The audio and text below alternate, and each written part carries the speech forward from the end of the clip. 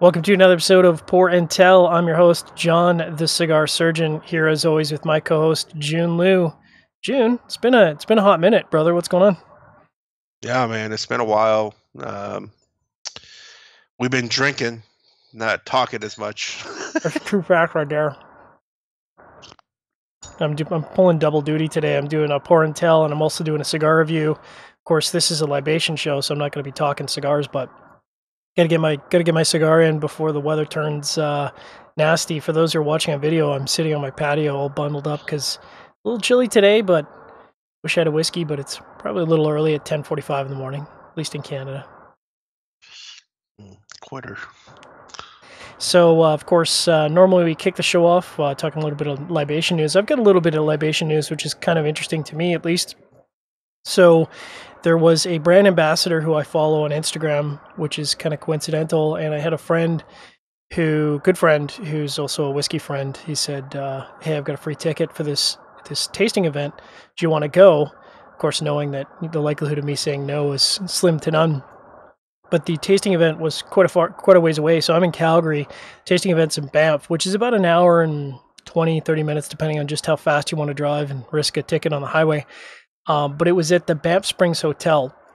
So for those who aren't aware, Banff Springs Hotel it's pretty posh. I mean, it's, almost to the point where, they don't serve my kind. And I've been there before for oil and gas, Christmas holiday events. It's a pretty nice place, and this was back at the end of August, so it's still not too bad out. It's kind of nice, and essentially they had a lounge out the back side of the hotel, kind of overlooking the lake, the mountains, and they have the whole point of the event was a launch event for Tobermory 12 and the Ledaig 10 within the Canadian market. I was kind of surprised actually that both weren't already on the Canadian market because, we love our whiskey. But they had this whole event set up with appetizers, and then they had these really cool whiskey cocktails. And the whiskey cocktails were made with Deanstone, I believe it's Deanstone. No, Black Bottle, pardon me. And so they had these smoked cocktails, and this company that was there doing the cocktails, they had these wood that they would smoke the glasses on. The company's called Spirits and Smokes, and so they had like hickory, cherry, maple, oak, walnut, and they were doing smoking the glass with a torch on the wood, and then they would do a really interesting cocktail, kind of a bunch of classic cocktails and then a bunch of interesting cocktails. But the brand ambassador is Mike Brisebois, and he does Bunnahabhain, Deanstone, Black Bottle, Ledaig, and Tobermory. Super good guy, and it was a heck of an event. I mean, there was a lot of, talk about being influencers. There's a lot of people there who are certainly much higher up on the social chain than I am. People brought their high-end camera gear and, looking at their Instagram accounts, a lot more connected than I am, that's for sure. But it was nice to be a part of it, and the Ledaig 10 was tasty. I've had Ledaig before. I like the brand, and the cocktails were tasty. It was a fun event. Great little way to spend an evening, that's for sure. Do they you think doing the whole, smoking thing and lighting wood chips on fire and covering it up in your cocktail and all that, you think that's worthwhile? I always kind of felt like it was a gimmicky thing, but I think there is a gimmick nature to it. I think when you say like what's the effect on a cocktail, like you say, okay, if you were to measure it in percentages, if you were to be a geek and measure it in percentages, I don't know that it'd be any more than 20%. I would say that I tasted it on another, but it is subtle. I don't know. It's kind of one of those cool, if you're really going to have a cocktail night, I think it's probably one of those things where you really take it to the next level. Even if it had no effect, I think the presentation is pretty wild, taking a torch and putting the big smoke in the air and you get the aromas of the smoke. And I think it really preps you for the cocktail. I mean, it's definitely not something that the average person is going to want to do for cocktails, but if you want to put on a cocktail party, that's a way to put on a cocktail party. Oh, all right. Nice. It's fun. What do you got? What do you got going on for libation experiences in the last couple weeks, month? This is we are kind of officially moving into fall and the impending winter coming, and you know what that means for bourbon fans is when they release all the high end stuff, the fancy stuff. The Buffalo Trace Antique Collection is coming out. The Pappies and Weller Antique reserves. the Weller Antiques and all of that stuff. It's like this is around the time when Four Roses released their yearly, small batch limited editions. So all this kind of stuff comes out within this rush of fall to winter. Um, I haven't gotten any of it because I realize as the years have gone on, the landscape to get bourbon and specialty bourbons is really difficult. So I've kind of decided, you know what, I really don't have the time to go to the liquor store and check up on it, like a couple times a week anymore. So my kind of thing is I have my contacts out there. If they call me, that's great. Um, because what I do with those contacts is I always share with them. Like if they are able to source me whatever nice bottle, the first thing I do is I crack it open right there and I'll give them a pour, and we will drink it. To basically say, dude, I'm not trying to resell this stuff, and thank you very much for hooking me up. So, anywho, not promising yet this year at all, and that's okay. There's a lot more. There's way more fans out there. Again, and throughout the years. So I decided to kind of go through my pantry and explore kind of more of what I've had within like the Scotch realm. Specifically, recently I went back to. I haven't had. I don't drink a lot of Islay whiskey. There's a point in which I was basically drinking Islay whiskey like probably on a weekly basis. I haven't had Islay probably consistently for. Oof, it's kind of embarrassing. It's maybe like a year plus. And I went back to. Can I just add in that you're a blasphemer for turning your back on Highland? No, I'm just kidding. Enjoy what you like. It's just I gotta call that out. I know it's kind of shameful, but hey, it is what it is. But there's actually this YouTube channel of these guys that I follow. It's called the Whiskey Tribe. A couple of Texan guys. They have their own distillery out in Texas, but they're incredibly knowledgeable about whiskey. And I saw some episode which, they're talking like the best of within each Scotch region. That's more on the easily obtainable side. And Lagavulin 16 came about, and I happened to stock up on like 2-3 bottles a lot. Lagavulin 16 like back in 3-4 years ago. And it's only like $55 US dollars here. And I think that is probably one of the best deals you could get in terms of like whiskeys out there. And that's including bourbon, in which it's relatively priced lower still. So I've been drinking that. I went back to a couple of times within the last couple of weeks, and what's interesting is I realized I've been drinking so much like American whiskey. And then I kind of go back to like Scotch and like especially something as polarizing, perhaps maybe it's not the right word, but like something that's so different, such as Islay whiskey. And I've been drinking so much like corn based, right? To go from that kind of corn base of like vanilla, sweetness, oaky, right? Like bourbon style versus the Lagavulin of like you would typically, have people say it's just gonna blow your palate up.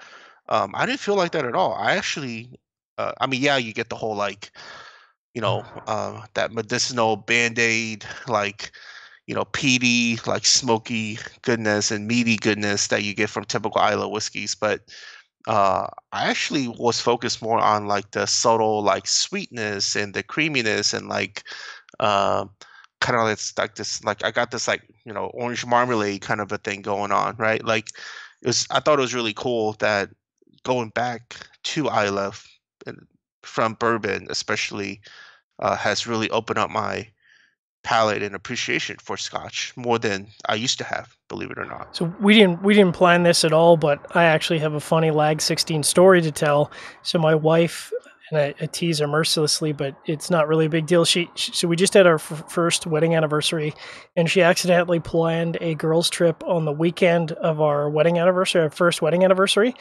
And she felt awful and admitted that, if the roles were reversed, she'd be furious. And I was like, whatever, go away, have a weekend. Like, so I'm not really the kind of guy who freaks out about anniversaries. I mean, to me, if you're not kind of celebrating your relationship every day, you're only focusing on one day a year. That's probably not the best for your relationship. But all that to say, she famously really likes Japanese whiskey, really likes Irish whiskey, has kind of warmed up to Scotch whiskey, but up until recently, and again, this is so ironic, she liked peated Japanese whiskey, she liked a little peated Irish whiskey, could not stand peated Scotch whiskey, couldn't even be in the room with peated Scotch whiskey if I opened a bottle. All that to say, she messaged me partway through the weekend. She says, "Hey, I really feel like I've had, this really, really sweet wine this weekend, and I really need something that's not sweet wine, and I want to get a smoky whiskey. What do you recommend?" And she kind of sent me the list, and I said, "Well, you get an Oban 14 and a Lagavulin 16. I mean, the Lagavulin's probably the smokiest." And she says, "Okay." And I'm like, "Oh boy, this is not going to go well." Well, it did what it did. She's climbed over the Scotch whiskey peat hurdle, and she comes back, and we go out and buy. Well, we were going to buy the Lag 16, but they famously had the Distiller's Edition on the shelf, and I said, "Well, nice. It's so hard to get your hands on the Distiller's Edition, and the price was reasonable, so we picked up the Distiller's Edition. She's crushed 3/4 of a bottle since we picked that up." So once that's done, we're going to go replace it with the Lag 16. It's kind of funny that you're talking about Lag 16 because I do think that it is one of those, I don't want to say you get past the peat, but if your palate can address the peat, there's so much more, like you say, complexity and nuance within that spirit that is available. You just need to be able to get your palate past the peat if you can't stand it on your palate. Yeah. I really like that whiskey. Yeah, it's like do I feel like Lagavulin is something that I could just go after every single day? No, I don't. Right? Like similar to like it's kind of like cigars, right? Like I'm not gonna start my day off with a really heavy cigar, right? That's gonna like stick to your palate. It's gonna have very aggressive notes. Like I prefer to not do that, but I kind of feel like within Scotch, like especially Isla Scotch, like that's kind of is similar in that sense. But man, there's some really good stuff out there, and it's I mean, I still think that like Scotch overall is priced like MSRP wise higher than the other whiskeys of other regions No out question. there. And that sucks. But I will also say, even with that said, there's some really good scotches that's readily available on the shelves that are at a really good price, Yeah. right? That you could easily go to any liquor store, big box, or mom and pop that you want to support, and get it at a really good fair price. Yeah. Absolutely. I mean, absolutely. And I think if you start to get into some of the older whiskeys, and I've commented on this in the past, that especially with Irish whiskey, I love Irish whiskey, but if you go after older Irish whiskey, I mean, man, you talk about like a 16-year-old Irish whiskey compared to the average 16-year-old Scotch, and you're paying almost double. So that's a large gap to account for, I think. It's speaking of Irish whiskeys, like I've had an opportunity to have my buddy opened up Redbreast 21 year. So good. Man, that's a whole different world. Like it's wild, right? Like you get like you get that buttery aspect of it. It's incredibly buttery. And then you get like tropical fruit notes and all that. Like it's stuff where you taste it, you're like, wait, am I really drinking whiskey right now, or what's going on? There's so much complexity, but complexity in a sense of like it's not your typical like, malt-based Scotch. Yeah, it's very different. You know what I mean? Like it's very different. It's super different. And I mean, there's a lot of people that'll turn their nose up against. I mean, not all Irish whiskey has grain in it, but a lot of Irish whiskey does have grain in it because that's kind of their trademark. Or it's a pot still with grain. I mean, there's a variety of different styles of Irish whiskey, but yeah, I agree. I think what keeps me coming back is that the profile isn't like anything else. It's like Irish whiskey, and you can't get that represented in Japanese whiskey or represented in Scotch whiskey. It's just a different flavor. And like you said, there's a whole bunch of where you're like, oh, I don't recall the last time I've had this flavor in a whiskey, and That's what keeps me coming back for sure. Yeah. To that extent, I feel like, if you're a newcomer to whiskey and you want to get into it, go buy the stuff because for the most part, I feel like everyone that's been enjoying, whiskeys around the world in general, we all kind of have the same recommendations within what's easily obtainable and what's just good within each region. So, you should just go get your bottles of that. And even as like, guys like us that's been drinking whiskey for a while, like it's really cool to go back to the standbys within each of the different whiskey regions, and to kind of reacclimate and to discover new things on your palate. I certainly did the last couple of weeks. I agree. So. Yep. What else you got this week in pour? This last 2 weeks in pour experience? You got anything else? No, just shitty corporate beer. I hear you. Moving on. So in libation news, there's quite a lot. I think I just recently did a beer review of Red Bison. Sadly, they have this. This is a local brewery in Calgary, and sadly, they've decided to close. It's really kind of unfortunate that they've decided to close, but I guess it's kind of surprising that this hasn't happened with the explosion of small breweries in Calgary, that one hasn't failed yet. So that's kind of a sad thing for me. I was really enjoying the beer, and it happens. There's lots of other breweries to choose from, but it's always sad to see one closed. I got a email from Ardbeg because I'm on all the email lists. This is a little while ago, but they've relaunched the SuperNova, which is kind of cool. I think the Ugadel and the Corey of Reckon are really the only two releases that I think up until now, from the sort of quote unquote yearly releases and limited releases that Ardbeg does. I think the SuperNova has been gone for some time, so it's kind of interesting to see them bring it back.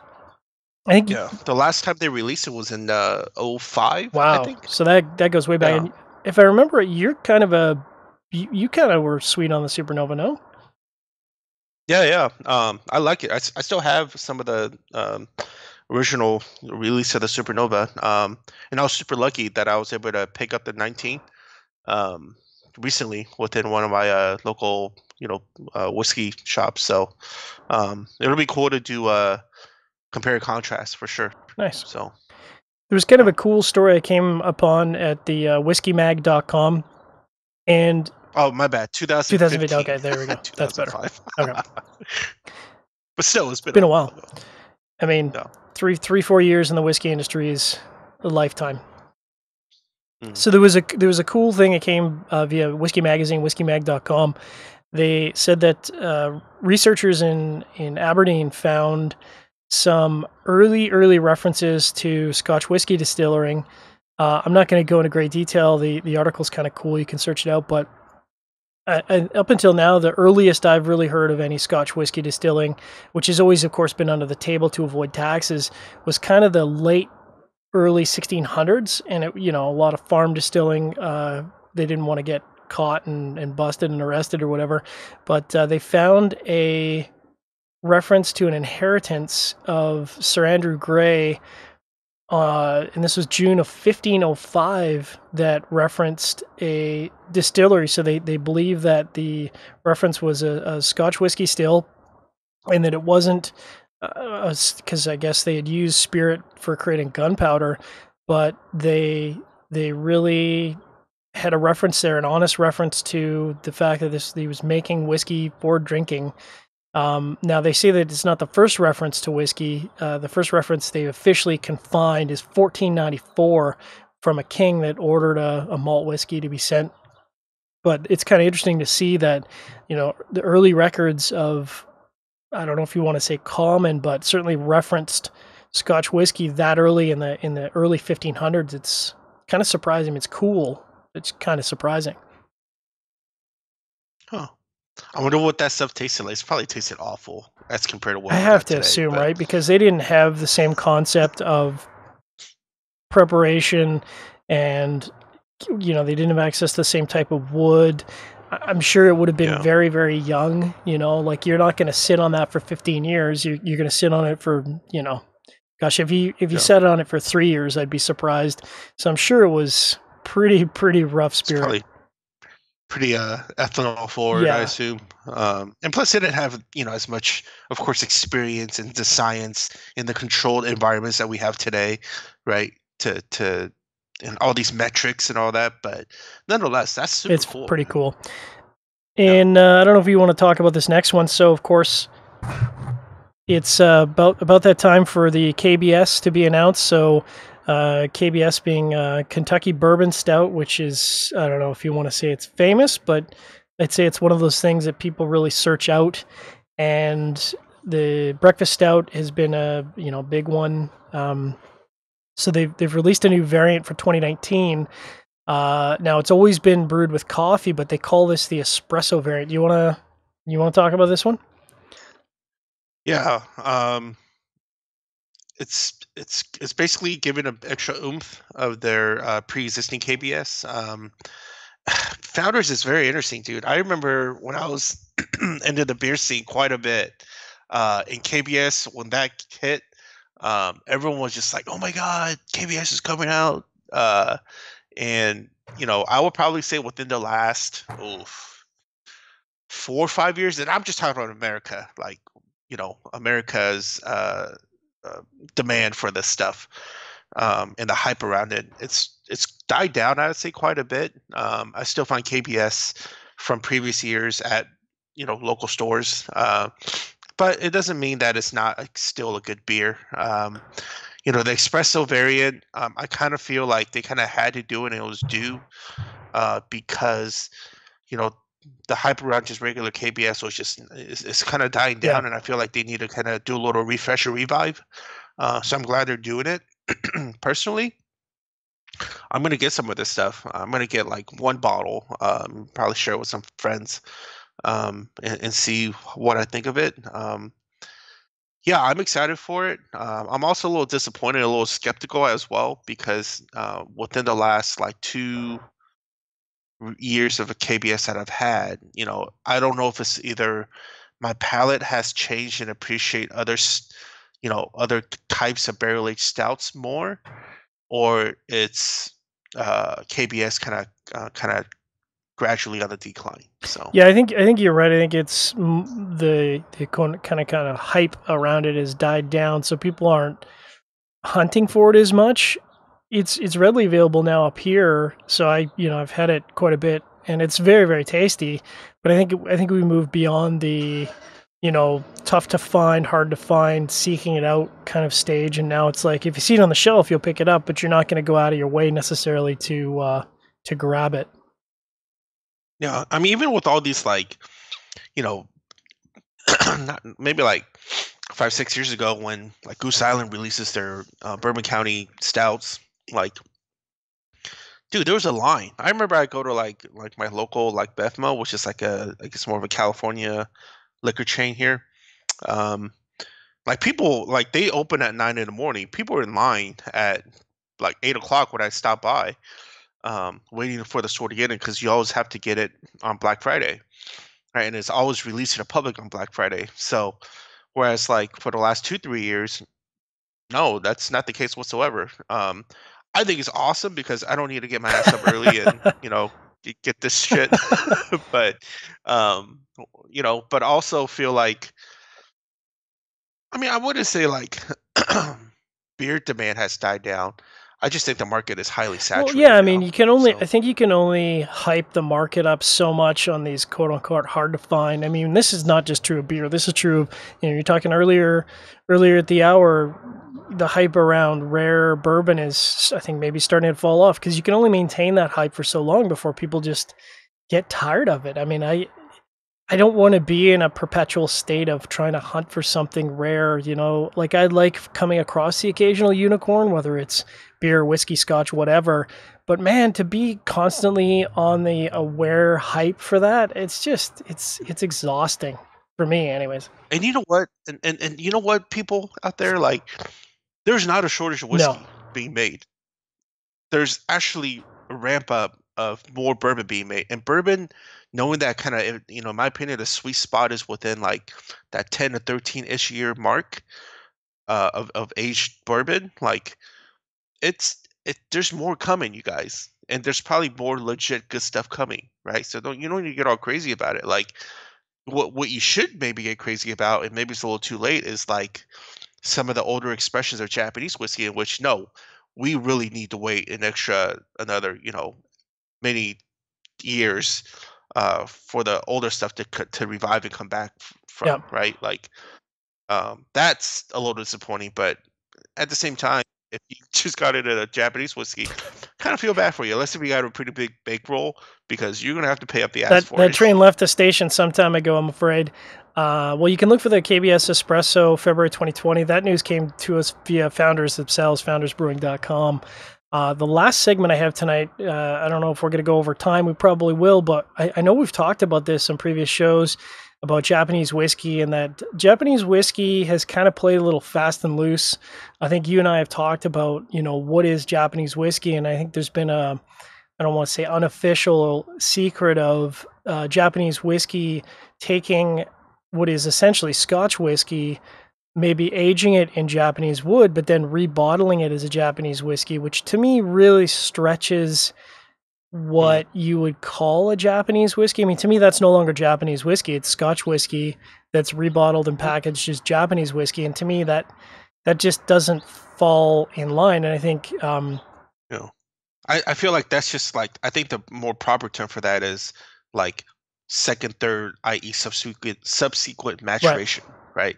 You shouldn't call that a specific region's whiskey. I think that's I don't know, that's fraud. I think so too. So this actually was released. I'm gonna get the website pronounced wrong, but it's nomunication.jp. So it's a site out of Japan. So as of I believe, I don't have the date handy, but essentially these are new requirements. So they've installed new requirements for Japanese whiskey categories, and there's 3 new categories. One is Japanese whiskey. The next is Japanese new make whiskey, which is a new category, and then Japanese made whiskey, which is also a new category.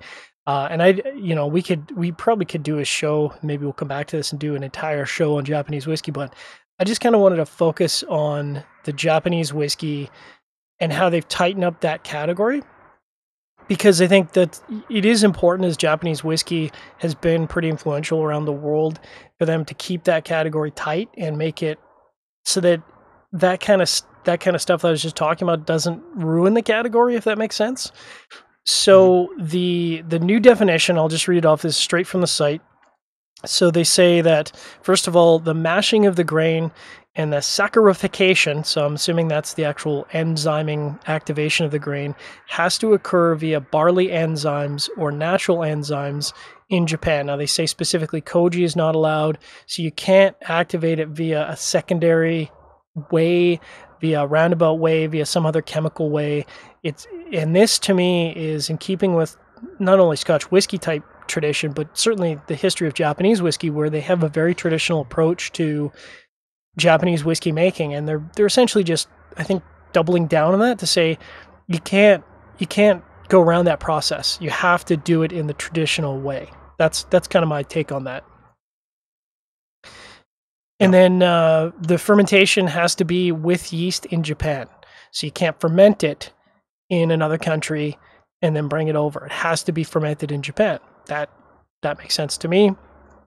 Distillation has to be to 95% ABV or lower, and that distillation has to also take place in Japan. So that kind of closes that loophole, or you could distill it, or, if you could go through the first 2 processes and then ship that over to some other country, whatever country that might be, and then bring it back as a distilled spirit. You can't do that. If it's going to be called Japanese whiskey, it has to be distilled. And I think setting that upper range of ABV, I don't think that's necessarily a big deal.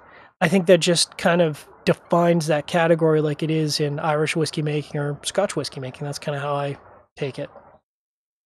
And then lastly, well, not lastly, but second lastly, in terms of the actual maturation distillation process, it has to be matured for at least 2 years, which is, I think, if you look at Irish whiskey making, Japanese whiskey, they always have a 3-year requirement. So it's interesting that Japanese whiskey has a 2-year requirement. We'll maybe talk about that in more detail on another show, but it has to be matured at least 2 years in a wooden cask or a wooden vessel in Japan. So they kept the vessel type a little loose, and I think that's again, in keeping with Japanese whiskey, has been a little bit more open to trying different kinds of wood, different kinds of vessels, but that maturation has to be minimum of 2 years, and it has to take place in Japan. You cannot mature it in another country, ship it back to Japan, and call it Japanese whiskey. And then lastly, and this kind of falls in line with both Irish whiskey, I think in Japanese or Scotch whiskey, bottled at least 40% ABV. And the only thing that you can add to it is spirit caramel for coloring. That's it. No other flavoring, no other coloring. So, with all that said, so if you guys go to that no communication website that John was talking about, basically they have this chart at the bottom of that basically will divide the difference between Japanese whiskey, Japanese newborn whiskey, and Japanese made whiskey. So what's interesting about all of this is it has to be Japanese whiskey and Japanese newborn whiskey if mashing, fermentation, distillation, maturation was all done in Japan. But the blending and bottling could be done anywhere in the world. Whereas Japanese made whiskey, you could do mashing, fermentation, distillation, maturation anywhere in the world, but it has to be blended and bottled in Japan. I find that kind of interesting, right? It's like, okay, why not blend and bottle in Japan for Japanese whiskey and Japanese newborn whiskey? I'm curious why that is. It's probably more of a my assumption is it's more of a financial economics kind of a thing. But I'm not sure, but it is an interesting thing to call out. I think that might have to do, and again, I think we can spend an entire episode on this, but I think that probably has to do with the whole industry around secondary bottling, where you have independent bottlers, and I suspect that that's probably what it is. And maybe what they're saying, they're basically leaving it open for an independent bottler to take a Japanese whiskey, but bottle it themselves or blend it themselves and then rebottle it. Sure. I think.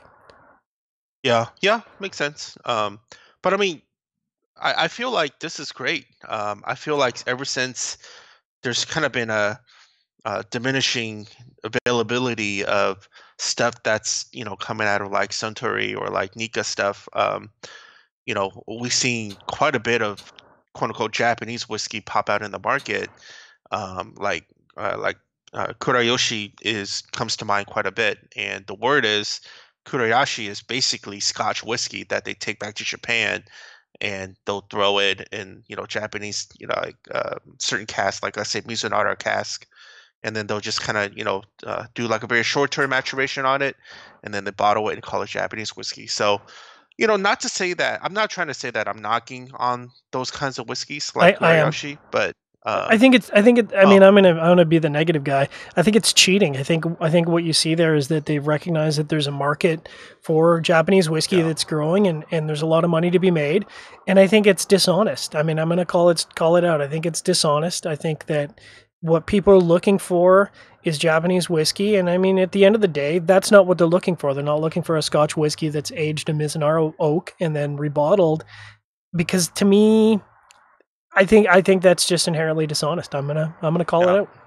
I agree with you in the sense that on the label to the consumer is dishonest, but what I'm also trying to say is within the whiskey world, in which there's so much of like mysterious aspects of things, right? In which like a label is basically what most people pick up and look at, and if that's attractive is what they buy. I still don't think you should discount a whiskey that's not labeled correctly based upon just that label. I don't want to say that that's necessarily bad whiskey until you try it, right? And many times for me, especially in the bourbon world, like a lot of bourbon is made at MGP in Indiana, but MGP themselves don't have like their own brand of bourbon that they release. It's all private companies that go in there and they slap another label on there and they call it their own. You see that in and they make up some elaborate story on it. But you see that in the brewery world too, right? Where you have bandit breweries where they don't actually have a brewing facility. They go to another established brewery and they make the recipe there, and then they bottle it with their own label, presumably with a reference to the actual brewer in the bottle. But you definitely see that within the beer industry for sure, with the smaller guys. But I extra appreciate it when those guys will put on a label that that it's not their own made distillate, right? But they always have to like kind of go around it because I think legally you have to put where it is like distilled, right? I think you have to put where it's distilled or where it is bottled. So if you see like distilled in Indiana, fair chance that it's MGP juice, right?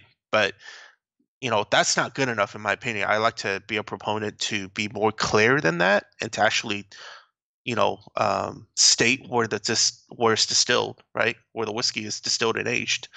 But nonetheless, like it kind of sucks that we have to kind of maneuver around it. But our whole let's just say alcohol industry is kind of based on this kind of stuff, right? Unfortunately. But even with that said, like I've had Kurayoshi before.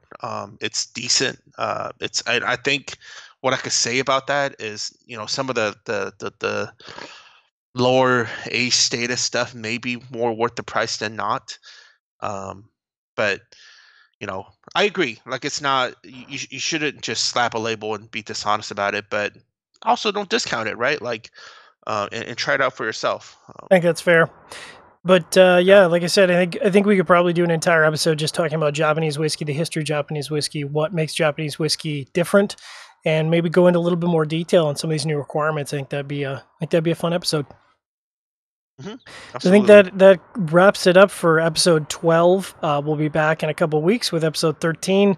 I've got a lot to talk about. I went to a malt society, or not a malt society. It's a private Scotch group that I'm a part of, and they integrated a malt society high-end tasting as a part of that. So you want to, if you're a big fan of Scotch Malt Whiskey Society or old whiskeys, you want to tune into that. I'll be back in a couple weeks. Thanks for tuning in.